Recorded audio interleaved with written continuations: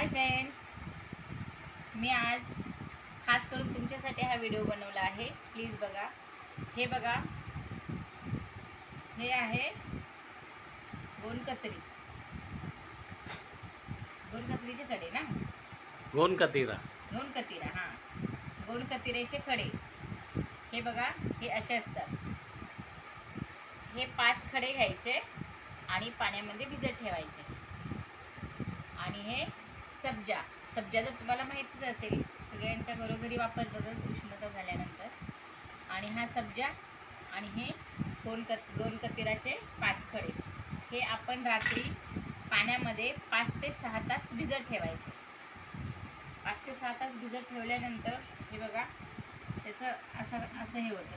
गोंडकतिराचं असा बर्फासारखा हे दाखवा. हा पाण्यात भिजत ठेवल्यानंतर हा बर्फासारखा असा खडा होतो.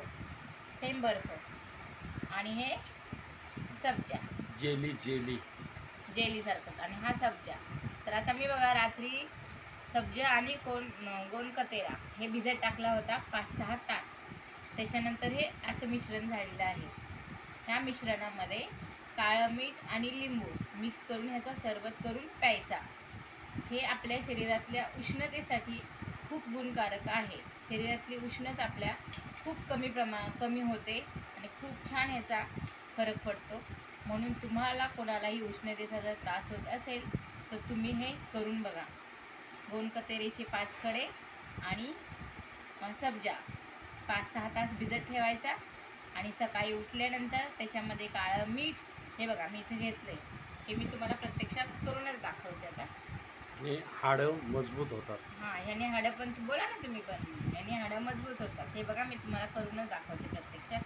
हे बघा, हे गोंडकतिराचे पीस आणि सब्जा हे मी 4-5 तास ग्लासामध्ये, 4-5 चमच ग्लासामध्ये घेतले.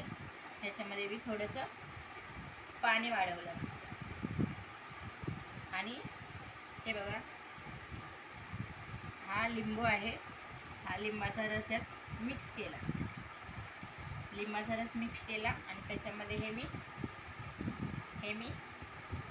काळं मीठ थोडंसं मिक्स केलं. काळं मीठच मिक्स करायचं आणि हा असा सरबत करायचा. हे बघा, अजून थोडं पाहिजे तर आपण हे सब्जा घेऊया. म्हणजे 5 ते 7 चमच सब्जा घ्यायचा आणि त्याच्यामध्ये काळं मीठ आणि लिंबू मिक्स करून हा सरबत अनुषापोटी प्यायचा. शरीरातली सगळी हीट, सगळी उष्णता कमी होते. प्लीज हे तुम्ही ट्राय करा आणि फरक पडला की मला कमेंट करा आणि माझ्या व्हिडिओला लाईक करा, शेअर करा आणि सबस्क्राईब करा. चला.